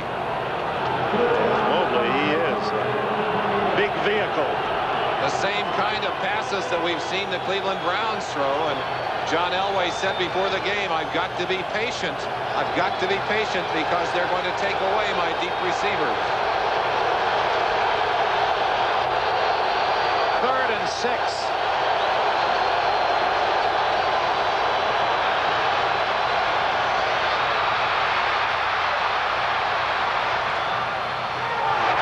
Through the hands of number 80, Mark Jackson. That would have been a first down out at the 45.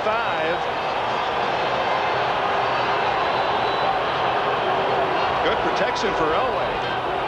Again, the difficulty of catching the ball on a day like today, but that's a pass that Jackson should have had. Elway getting a little extra time away from Clancy, 91.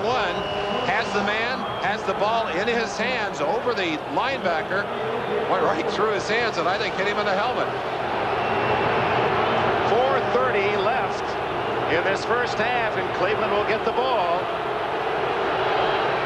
Moran kicking well again today, even into the wind, and there's the ice cube, McNeil at the 29. This one shorter. McNeil at the 40. And ridden down at the 48 of the Denver Broncos. 32-yard kick and a dozen on the return. About 3 weeks ago, they listed his weight as 143. They said he was down to 137 pounds. Now, can you imagine 137 pounds, a low driving kick that gives McNeil time to get upfield. Steve Wilson, 45, will have a shot at him, but watch the acceleration as he gets out of there and around the corner. Wilson did a good job of adjusting and finally making the tackle. There was a penalty on the play, and that will nullify that return by McNeil. They'll mark it back to the 35-yard line. So instead of starting in Denver's half of the field at the 48, they'll begin at the 35.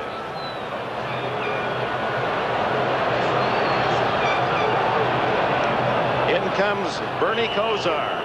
We saw Vinny Testaverde, the Heisman Award winner, in the Fiesta Bowl. Testaverde is actually 2 weeks older than Kosar. Here's Kosar finishing his second year in the NFL.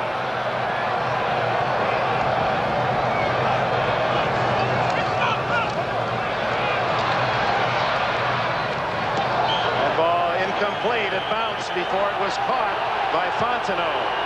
And Kosar's not throwing the ball very well. They're really wobbly passes. He's not, Dick, and you have to wonder, he has to have some nervousness today, but that's the one strength that it has seemed to jump out at you about Kosar, is the fact that he is so cool. He's such a laid-back kind of guy. Penalty on the play. There is no foul on the play. As I said, no penalty on the play. There is no penalty. Dick, we've talked about the differences in these two defensive teams as you watch that ball bounce into Fontenot's hands. One of the differences is that Collier's defensive scheme is a team defense. They try and beat you with the defense. They try and make you see things that aren't there. They try and make you think and hesitate. If they can do that, they can beat you.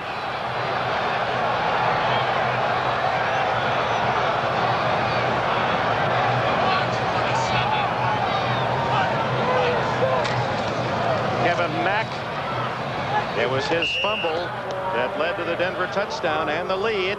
10-7 Broncos, with the snow starting to fall again and 4 minutes left in the opening half.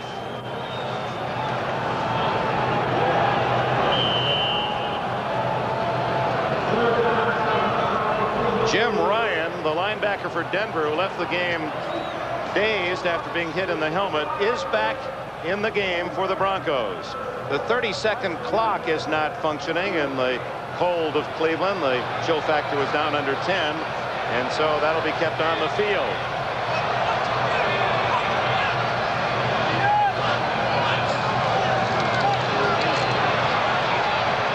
On top to Weathers. What a throw to the 20-yard line.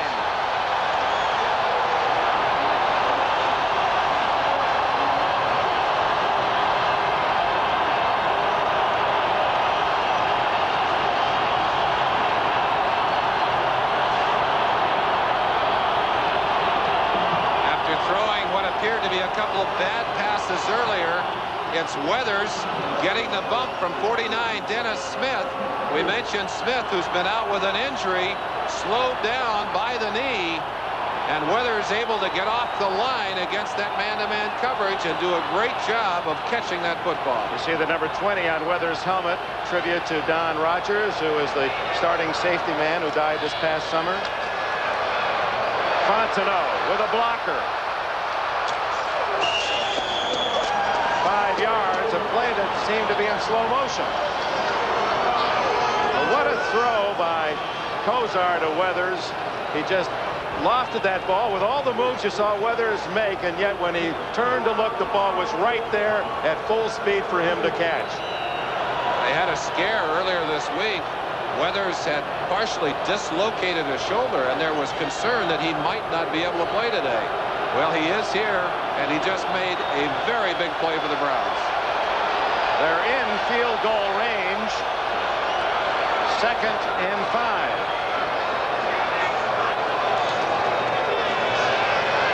Wide open, Fontenot. At the 7-yard line, 1st and goal.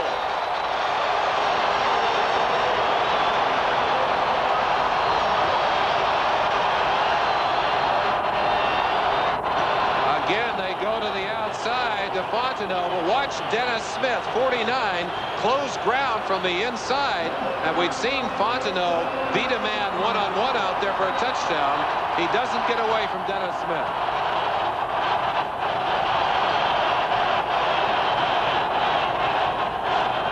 And there's the 2-minute warning as we close in on the first half, and the Browns trying to regain the lead.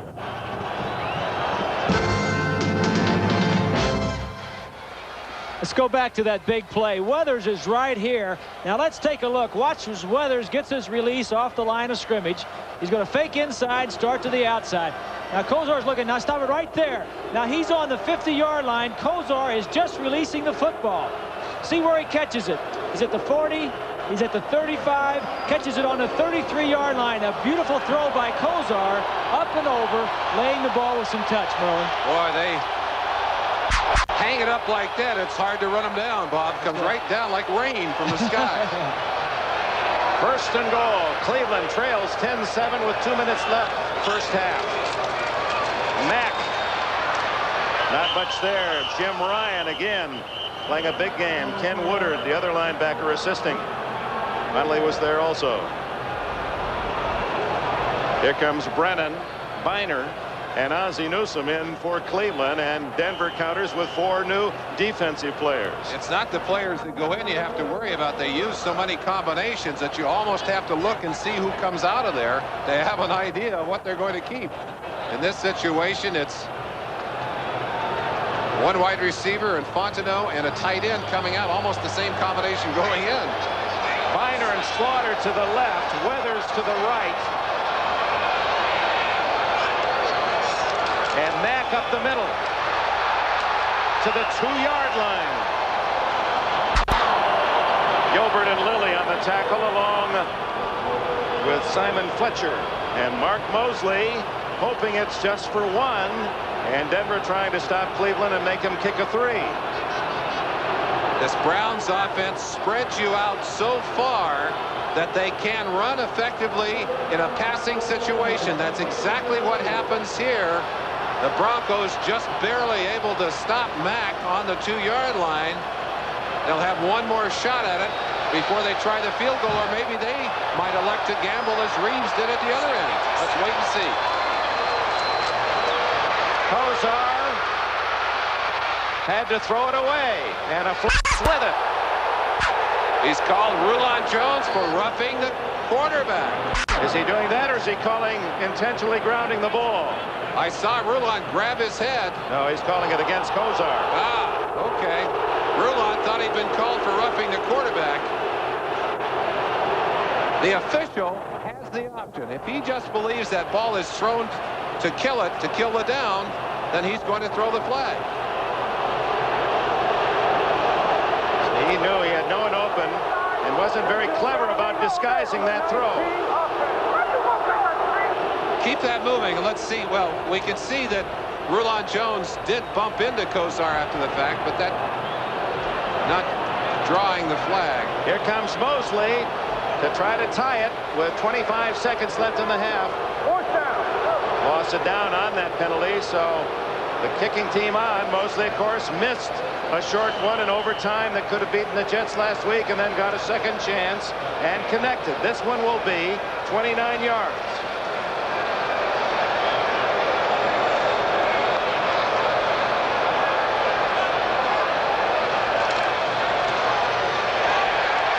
We've got a new game.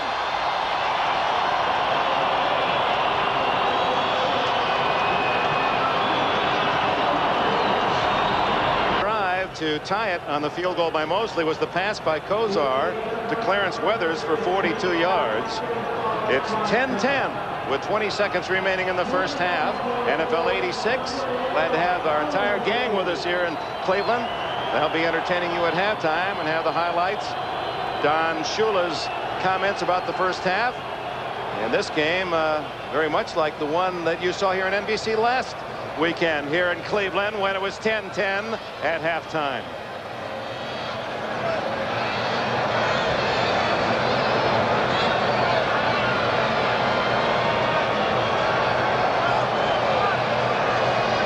Ken Bell, Gene Lang at the 10. Mosley has the advantage of the prevailing breeze that has not been the factor we thought it might. He skips it down to one of the up linemen, Mike Freeman.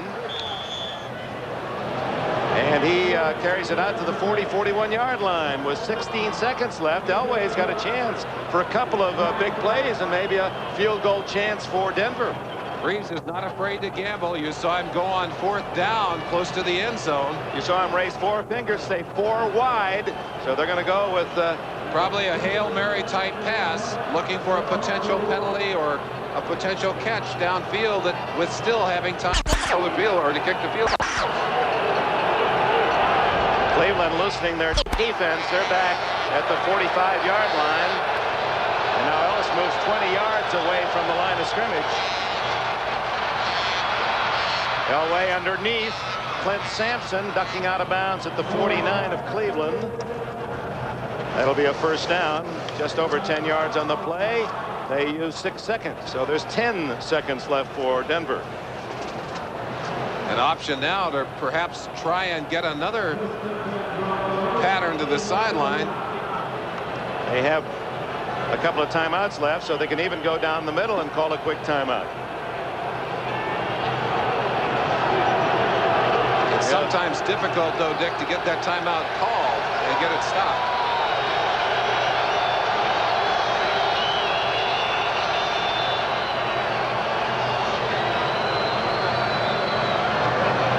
To replace the football. Elway with a new nugget.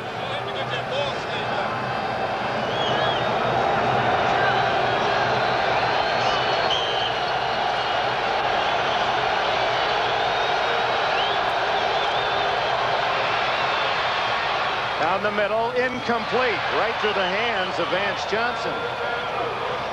So Jackson and Johnson have both dropped Elway passes, but in fairness to them, in this cold weather, the way Elway drills that ball, he really tests your dexterity. We talked about that velocity maybe working against him, and as we get later in the day, it's going to get colder. That could continue to be a factor, maybe even be a greater factor late in the game.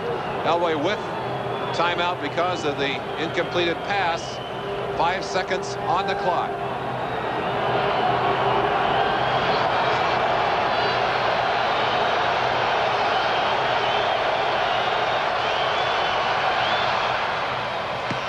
And that is the end of the first half. Denver 10, Cleveland 10.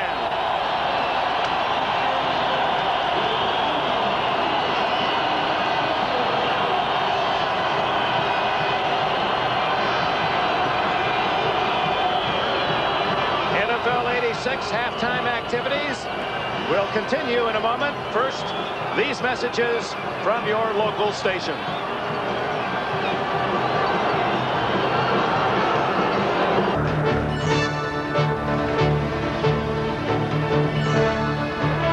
We welcome you back to Cleveland Stadium. Bob Costas with Paul McGuire and Don Shula. We're going to take a look at some of the highlights from this first half.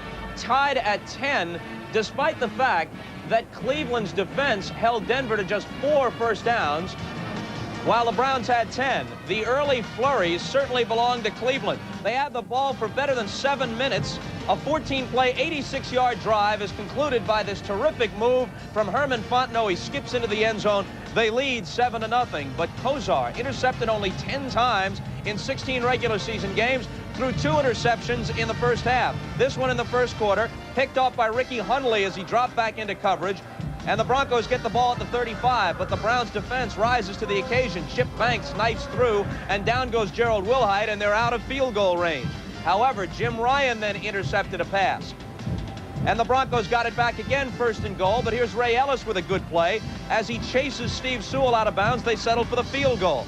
Now here's Denver with the ball back again off the fake reverse. Elway does what he can do so well, showing his athletic ability. He scrambles away, and 34 yards later, it's 1st and goal inside the 5-yard line. They had to go to 4th down before Gerald Wilhite eventually took it into the end zone, and that gave them the lead at 10-7. And then the long pass to Curtis Weathers, the 42-yard hookup on third down, got the Browns within field goal range, and Mosley kicked the field goal just before the end of the half to tie it up at 10. Cleveland for the year was plus 13 on the giveaway takeaway table, one of the best marks in the league, but they turned it over 3 times. In fact, in 3 consecutive possessions during the first half. No turnovers for Denver. If you're Cleveland, you have to be very happy with the way your defense has played, limiting the Broncos to only 4 first downs. They didn't generate anything on their own. The Cleveland turnovers more or less set up the 10 points scored by Denver. Even at 10 at halftime, let's get the thoughts of Ahmad Rashad, who's on the sidelines. Ahmad? All right, Bob. You know, I talked to Carl Hairston before the game, and he was very concerned about their defense having to play very well to try to wait for their offense to get on track. Well, a big key in a game like this is momentum, and I think in the first quarter, it was all Cleveland.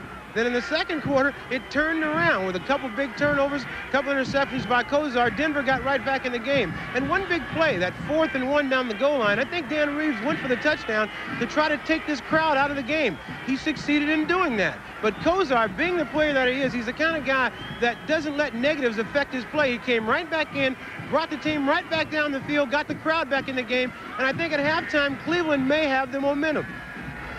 All right, Ahmad, thanks very much. Let's turn to Coach Don Shula here. Now, during the regular season, in 16 games, and Kozar took virtually every snap for the year for Cleveland, he threw only 10 interceptions. He had the best interception rate of all NFL quarterbacks. Now he threw 2 last week against the Jets, 2 more in the first half here, and had at least 1 potential interception dropped in each of the games. Is there something wrong with his play? Uncharacteristic errors by Kozar. Looks like he's trying to force the ball. The first pass that he threw could have been intercepted and ran back for a touchdown, but it was dropped by the Denver defensive back. And then the other interception, he really tried to force the ball. He was scrambling and ended up throwing it, and they came up with it. Yeah, that was the one that Ryan picked off. But let's take a look now at what Kozar does so well, the presence of mind that allowed him to throw this little pass in the flat. This is the end of a great drive. The touchdown. Most quarterbacks would try to force that ball into the end zone. They have 7 people sitting back in the end zone, a 4-man rush. He dumps it out into the flat. They break the tackle. He gets the touchdown. Now, what about Elway? We saw this play a moment ago, but we're going to look at it again, showing that athletic ability of his. Turns a play into a big gainer. Vintage Elway. They fake the reverse. He sees that he doesn't have the receiver open. Now the great athletic ability. He might have scored on this play, but you can see he starts to favor the ankle. He pulls up over here, almost trips, and ends up getting knocked out of bounds. This scramble, however, sets up the touchdown. What specifically is Cleveland doing to stop the Broncos? They're doing a good job against the run, and when he's throwing the ball, they're mixing coverages and playing the receivers tight, and they're just not giving them a lot. But Elway, of course, when he scrambled, set it up, and I thought that call by Dan Reeves was really a gutty call, going for it on 4th and 1.5. All right, very quickly, if you're Dan Reeves, what are you saying in the locker room now? Well, you know that they got to be happy at 10-10, and you got to think that they're going to come out with the idea of making more big plays and keeping Kozar off balance, coming up with defensive takeovers. What is Marty Schottenheimer saying to his troops? Schottenheimer's got to tell them we got to get back to playing the kind of error-free football that we played to get us here. They're making errors that they don't usually make in a regular season. Now, I know you're enjoying yourself here. You're really into it because you shed the gloves. You don't even feel the cold here. You're having such a good time. Let's turn to Paul McGuire. Your thoughts on the first half? Well, if I'm in a Denver locker room right now, I've got to be really concerned. Number one, they've gotten the turnovers, 3 of them, Bob. They're only in the score's tied. The Cleveland Browns are sticking it to them defensively. Offensively, the things are open. Bernie's just throwing some bad passes. And when you look at the game and saying, hey, wait a minute, we got all these turnovers. We have not turned this ball over 1 time, and we're tied at halftime. What do we have to do to win this football game? And they better figure out something offensively or they're going to go down to defeat. You still feel good about your pick of Cleveland? Oh, yeah, very much so, especially with the score tied at 10-10 at halftime and doing all the dumb things that they've been doing. All right, let's shift gears here. After today's action here and at the Meadowlands, all that remains of the NFL season, the Super Bowl, and then the Pro Bowl. But there will be a busy offseason for the NFL, and that's the subject of Frank DeFord's commentary. This building doesn't look like it has anything to do with football. It's a very fancy address, 410 Park Avenue, but it's here that the National Football League offices are located. The league has, shall we say, good street position. And in the months ahead, this is going to be the most important location in America for football. Pasadena is small potatoes by comparison.